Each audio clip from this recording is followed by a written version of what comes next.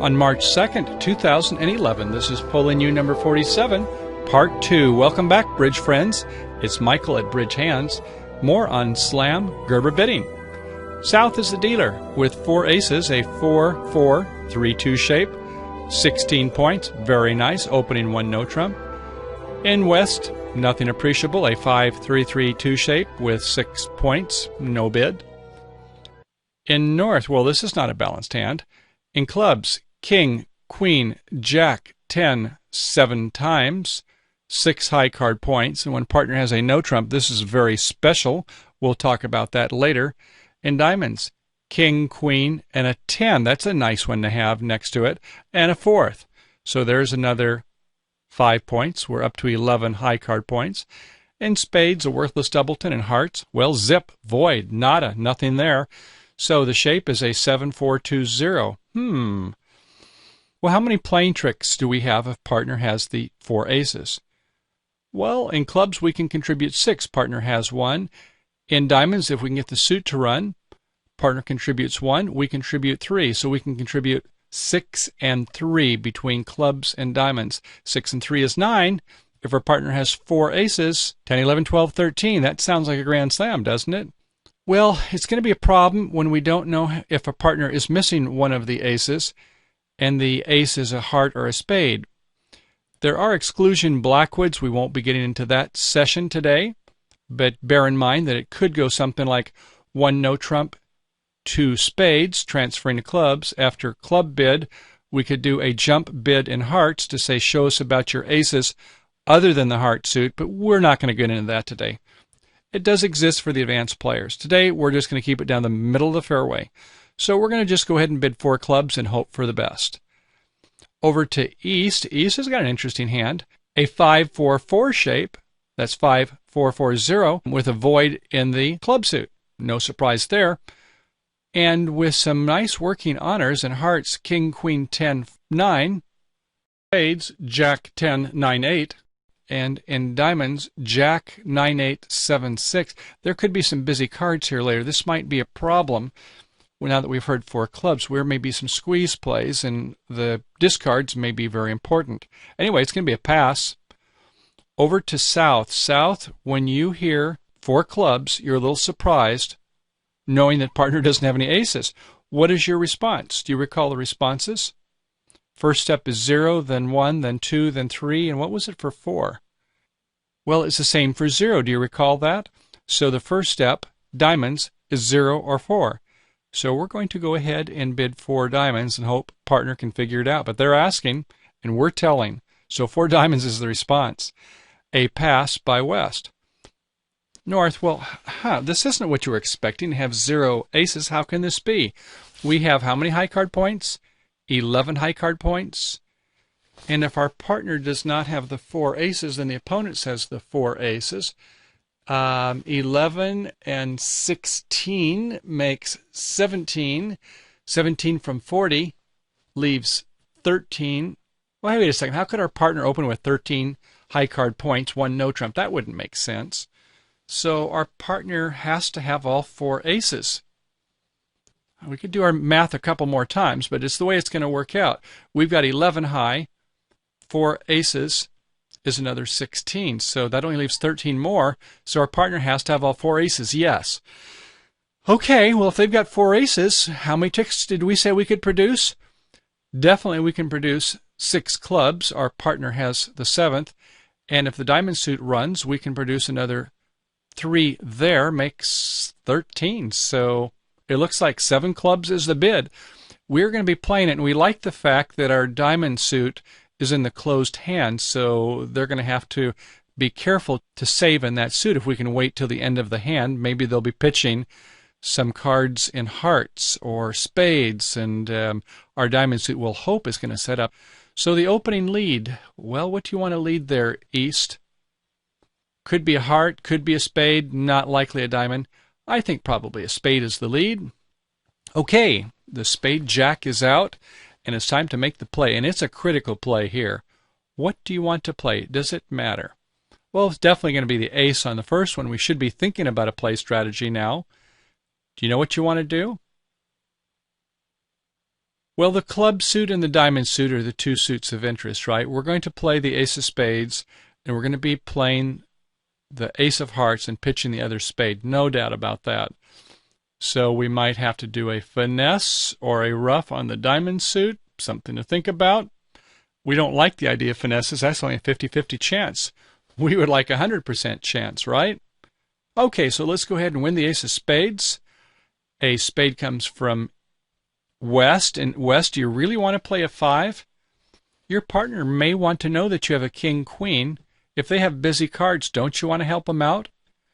Couldn't you afford a queen or maybe a king or something? I think you'll probably at least want to go with a queen on this suit.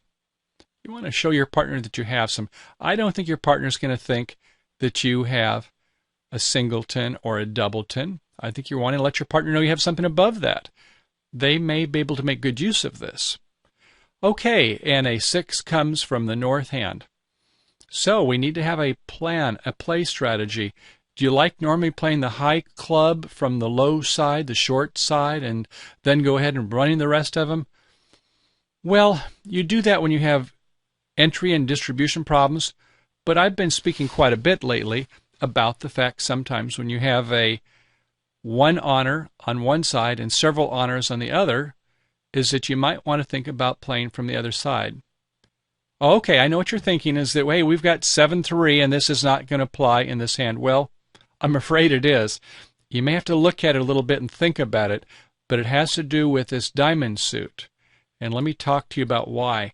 If we play this ace of clubs, we're going to lose the hand. And let's take a look at it. This is important to get it through, so we might as well go through it the wrong way to help reinforce what to do. So we play the ace of clubs. I'm afraid the hand is over, but let's kind of watch what happens. We play a low club from our hand, and we'll pitch, maybe a spade here from the east hand. Next. Do you want to go ahead and play a club? Get the clubs out. They were 3-0. We saw that there was a club on the west hand, none on the east hand, so it was a 7-3-3 distribution for the suit. Well, you probably want to be roughing a diamond is what your strategy is going to be now. Hopefully there's not a bad split. So how are you going to do that? You're going to play an ace of diamonds, diamond, diamond. Hopefully there's not going to be any roughs. We have, 6 altogether. So with 6, they have 7. Hopefully it wasn't 7-0 or 6-1. So what now? Play another one. Hope it's not going to get roughed again, that it's not a 6-1 split. Well, it could be, right? If we have a 7-card suit, who's to say they couldn't have a 6 or a 7-card suit? So do you want to play another club? Maybe so, right? Get a second one out. Although we know they're 3-0, but it just kind of feels good, doesn't it? So we play a second one. Well, probably another spade. Since our partner went up with a queen, it feels a little more comfortable. We can play a spade and not protect that suit. Now what are we going to do? Going to play big diamond, diamond, diamond. And now we're going to have to do a rough. Uh-oh. Do you see what is going on here? Our 6 of clubs is not that big a card, is it? And when we play a diamond to be roughed, cover here, we put our 6 on, but what wins? The 9 of clubs, doesn't it? And we go down. Isn't that interesting? So because when we were here at trick 2, we played the ace of clubs rather than a little club, look at the club situation. If we're having a rough sum and they've got 9/3, we've got a problem. Kind of interesting, isn't it? We don't normally see with this level of depth on a hand. But to be sure, when they lead this jack of spades, we win it with the ace. We get a queen over here, please, from the west hand. Spade from our hand. We go ahead and, I suppose, take a heart. The hearts are not going to split badly because we have 4-0. I play an ace of hearts, pitching a spade. And now we have to play one of these low clubs because we have to rough with the ace. Otherwise, we have to go with the finesse, and in this case, the finesse is not going to work. So if we play with a low club up to the king, and when we see, when they are out on the club suit, that we know it's a 3-0 split, and we know we can rough with the ace of clubs. So at this point in time, We could go ahead and play a second round, but there's really no need to. We have how many diamonds? 4, 2 is 6. They have 7. It's possible it could be 7-0. That's not going to be a good thing because we saw what we had to do. It could be 6-1. Still going to be a problem because we have to play 2 rounds. So we're hope that the diamond suit does not break badly. We need that split now. So we go ahead and play a diamond, I suppose up to the ace, and then we come with another diamond. Hopefully that it wasn't going to get roughed here by the person who had 2 left. And indeed, they did have 2 diamonds. That's great.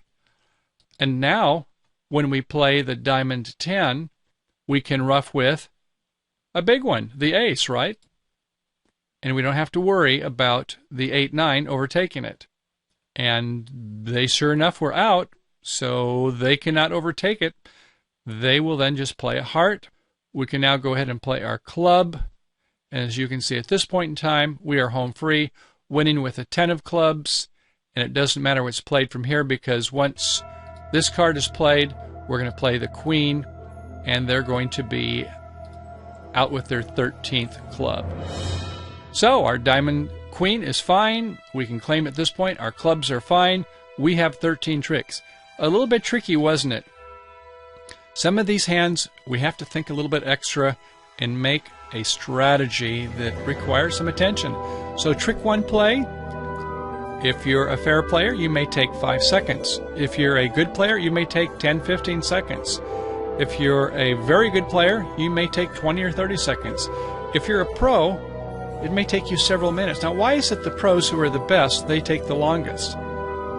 Well, because they think about these hands quite a bit. They think about, what if the clubs are 3-0? Do I want to take the diamond finesse? No, I don't want to.